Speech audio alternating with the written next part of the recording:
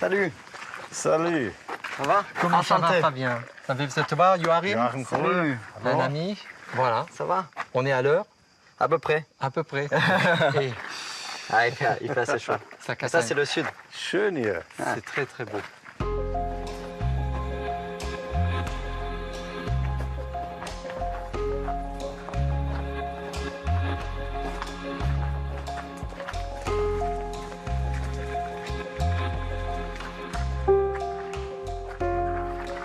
C'est quoi? Ça, c'est le dynamiseur. Okay. Kannst du dich erinnern? Tu te souviens de Monsieur Masson? Oui, oui, je me souviens de lui. Mais cette machine, on l'a vue nulle part. Das erste Mal in meinem Leben. C'est la première fois que j'ai envoyé de ma vie de ce truc-là. Comment ça marche? Comment ça marche? C'est très simple, en fait. La préparation. Donc, la base, c'est l'eau. Donc, différentes préparations. En biodynamie, il y a 3 préparations. 500, 501 et compost de bouse mariatune. Et après, des tisanes, on peut amener plein de végétaux pour améliorer certaines carences de vignes ou certains problèmes qu'on peut avoir. Et là, le but, c'est la dynamisation. Donc, c'est le fait de dynamiser l'eau. Il faut provoquer une sorte de chaos. Ça, c'est très précieux parce que ce que j'ai dans les mains, ça suffit pour un hectare. On va le mettre dans de l'eau de bonne qualité, et on va le brasser. 1 minute dans un sens, 1 minute dans l'autre. Eine Minute in eine Richtung, eine Minute in eine andere Richtung. L'énergie. La différence, on l'a vu, nous, hein, sur les légumes, sur les raisins. Il y a une différence qu'on ne Mais peut bien pas sûr. renier. Hein. Parce que tu donnes une énergie. Tu vas dans le sens de la plante de la biodynamie, c'est la recherche de l'équilibre et la recherche de la plante, donc qu'elle soit légumes, vignes ou céréales, elle prend de l'importance parmi tout le reste. C'est pas que de la monoculture, c'est un peu de la polyculture. Et donc tout se passe bien à chaque fois. Tout est OK. Et après le chaos, Voilà, donc et c'est après d'abord on la vitesse. revient à la vie. Exactement, c'est Voilà. une énergisation en fait. Oui, d'accord. C'est- Donc, d'abord la vitesse, ensuite le chaos, puis le retour à la vie. Montre-moi le retour à la vie. J'aimerais bien voir ça. Tu vois, ça c'est français, Joachim. Ça roule. Ça roule.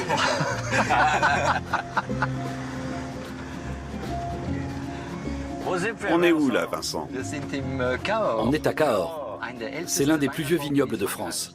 Autrefois, les Anglais appelaient le vin d'ici le vin noir. Und haben deine Eltern Le domaine a das- été fondé par tes parents? das Weingut?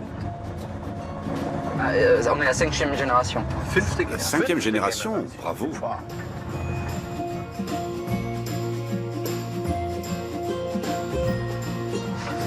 Cahors, c'est l'un des plus vieux vignobles de France. Hein. C'était avant Bordeaux. Hein. Donc ça fait longtemps qu'on faisait du vin, mais le vin, on le faisait sur les collines, pas sur les plateaux, ni dans la vallée, que sur les terres qui étaient les moins fertiles en fait. Parce qu'avant, c'était la priorité pour manger. Et après, bon, la vigne, c'était sur les coteaux.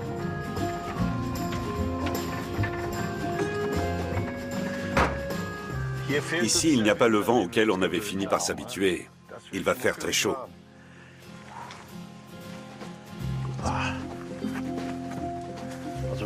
Vincent, je suis frappé par la quantité de raisins qu'il y a ici. C'est la première fois qu'on en voit autant. Das haben wir bis jetzt in keiner Lage gesehen. Qu'est-ce que c'est comme cépage? C'est du ici? Malbec. Malbec, Ah. 100%. Ouais. La moyenne des rendements qu'on l'on fait, c'est à peu près 35-40 hectos quand tout va bien. Là, c'est une année où il y a 40. D'accord. Et donc, c'est impeccable. Mais les grappes, elles sont lâches après. Il y a beaucoup de trous. C'est pas des grosses grappes serrées.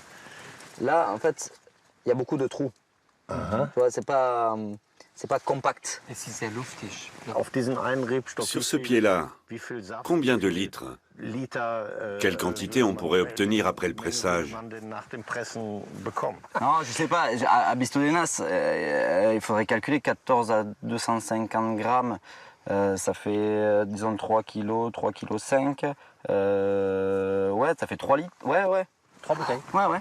Avec la Énorme. Et 3 bouteilles de top. Pas des 3 bouteilles de Ja. 13-14 grammes, peut-être à 250 grammes. Il faudrait calculer combien ça fait, mais ça fait 40 hectos, ouais. Et ça n'a pas une influence sur la qualité qu'il y en ait trop? Non, parce que la vigne, elle a décidé de produire ça. D'accord. Donc il faut au contraire, il ne faut jamais couper de raisin. Jamais Jamais. Si tu commences à couper du raisin, tu casses le cycle productif de ta vigne. Et alors là, c'est fini. Parce qu'après, elle va toujours compenser, elle va toujours en faire plus, parce qu'elle ne comprend pas ce qui lui arrive.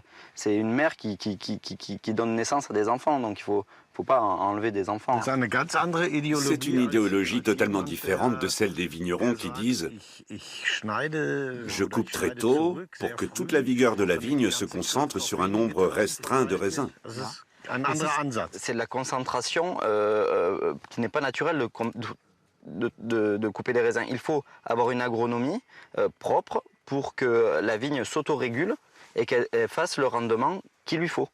Si elle produit tant, c'est qu'elle n'est pas équilibrée. Et au contraire, il faut, pour garder une typicité, donc aujourd'hui le mot typicité, ça s'est perdu complètement.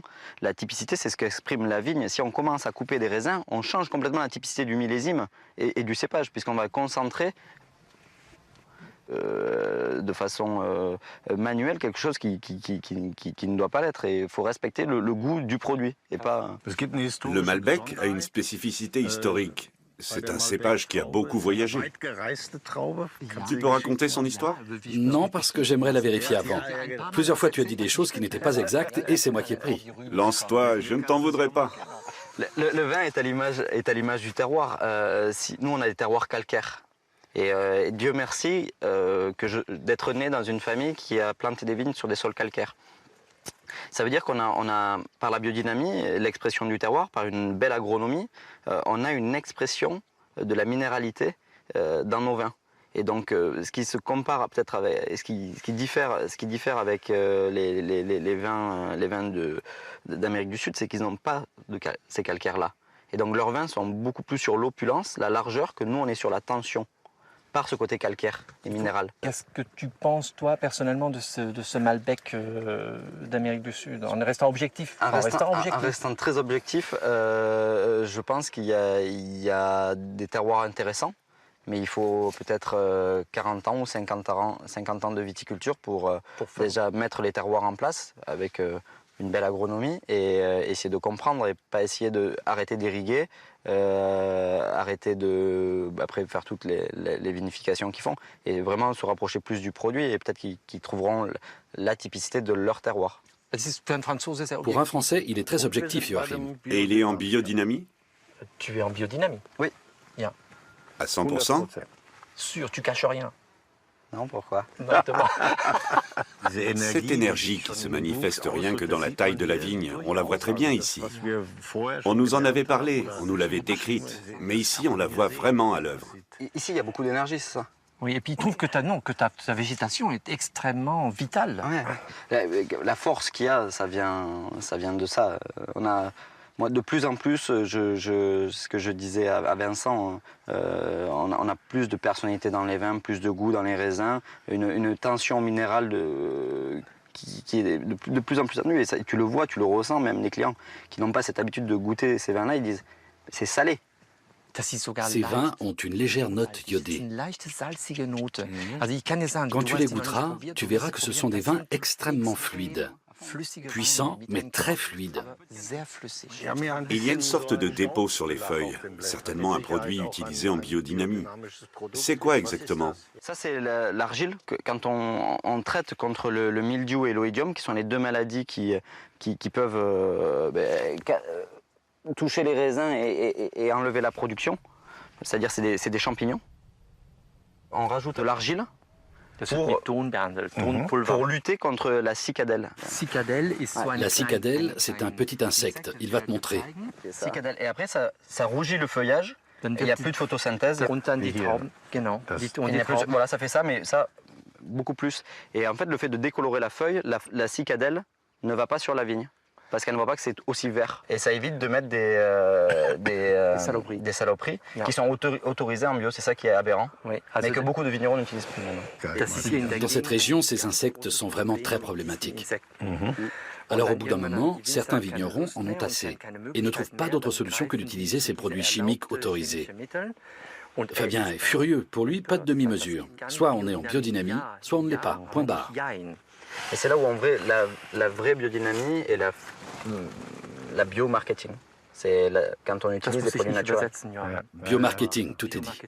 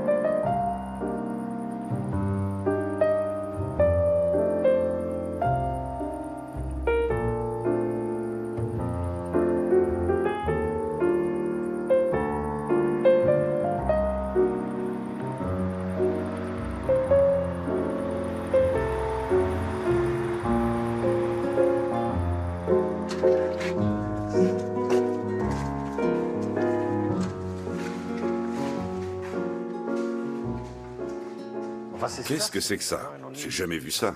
C'est la première fois de notre voyage qu'on voit une chose pareille. Ich kenne das auch. Je ne connais pas non plus. De l'argile, des sortes d'amphores. Ça ressemble à un œuf. Oui. Et ça, c'est du béton, n'est-ce pas? Béton, un œuf, béton.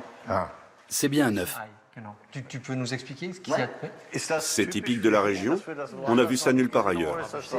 C'est typique des vignerons qui travaillent en biodynamie parce qu'il y a une différence de température entre le haut et le bas et ça va faire un mouvement de convection en fait si tu veux, naturel et un brassage des lits naturels. Les lits c'est les dépôts des fermentations. Astucieux. Et c'est un brassage, c'est comme un bébé qui est élevé, tout va bien. Voilà. Ich denke, der liebt Stein. Tu l'aimes, hein, cet œuf, toi. Ouais. Mais j'aime tout ce qui n'est pas classique. Ça fait partie des principes de la biodynamie d'adopter ce genre de forme, non? Voilà, exactement. Une forme naturelle. Ja. Je ne sais pas comment je vais faire à l'avenir pour boire des vins sans connaître leur histoire. Ça ne va pas être simple. Ja, da musst du Das mit wird, denen das wird sprechen. ein Problem. Donc ça, c'est millésime 2012. 2012. Voilà. Donc ça, c'est élevé depuis 2 ans dans l'œuf. Ça sera mis en bouteille cet hiver. Was du in der Nase riechst, Joachim, das Est-ce que tu sens cette finesse, Joachim? der Kern Le vom- cœur de ce vin est extrêmement fin.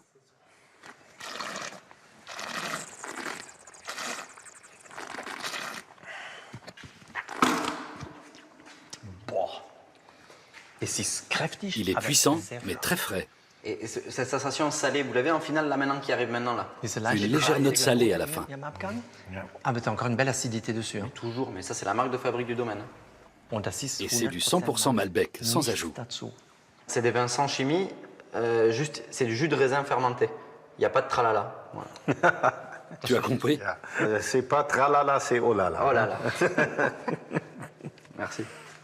Et c'est vrai en plus. C'est bon gamin.